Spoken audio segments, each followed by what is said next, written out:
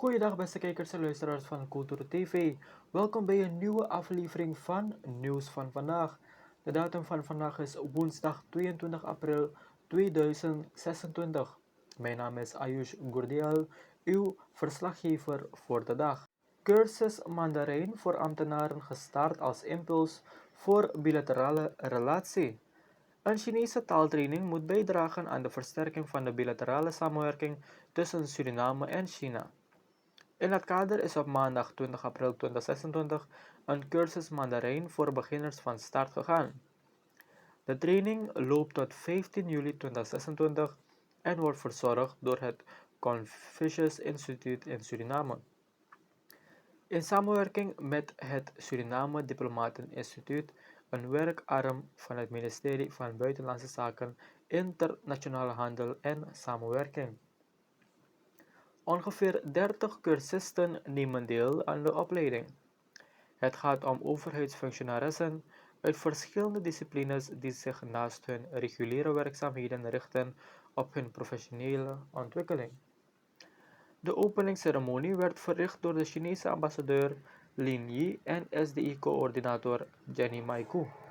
Chelsea ontslaat coach Rossinior na historische inzinking.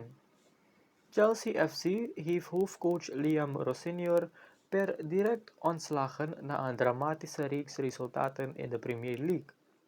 De maatregel volgt op de 3-0 nederlaag tegen Brighton en Hove Albion en een historische negatieve reeks zonder doelpunt.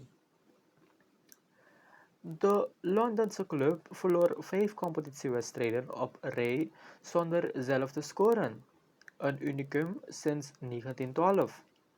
Het bestuur besloot daarop in te grijpen, ondanks het feit dat Rossinior pas in januari was aangesteld als opvolger van Enzo Maresca en een langdurig contract had getekend.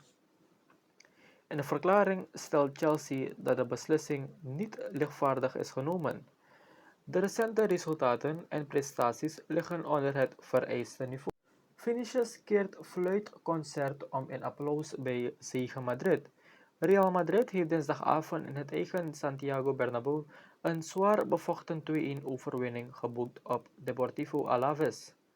De hoofdrol was weggelegd voor Vinicius Jr., die kritiek vanaf de tribunes wist om te buigen naar waardering met een beslissend doelpunt. Trainer Alvaro Arbeloa nam het na afloop nadrukkelijk op voor zijn aanvaller, die samen met Kylian Mbappé werd uitgefloten door het thuispubliek na de recente uitschakeling in de UEFA Champions League tegen Bayern München. Mbappé zette de Madrilen op voorsprong met een van richting veranderd schot, waarna Vinicius na rust met een schitterende uithaal van afstand de marge verdubbelde. Frenkie de Jong schrijft in minuut 73 geschiedenis bij Barcelona. Frenkie de Jong heeft woensdagavond geschiedenis geschreven bij FC Barcelona. De spelverdeler uit Arkel kwam in minuut 73 binnen de lijnen bij het competitiedoel met Celta de Vigo. Daarmee maakte hij voor de 293ste keer zijn opwachting in een FC Barcelona shirt. Geen enkele Nederlander speelde meer wedstrijden voor de ploeg uit Catalonië. De 28-jarige De Jong doorliep de jeugdopleiding van Willem II, maar brak in het betaald voetbal door bij Ajax. Na een wervelende periode in Amsterdam met één meer dan memorabele Champions League campagne in 2019 meldde FC Barcelona zich in de Nederlandse hoofdstad.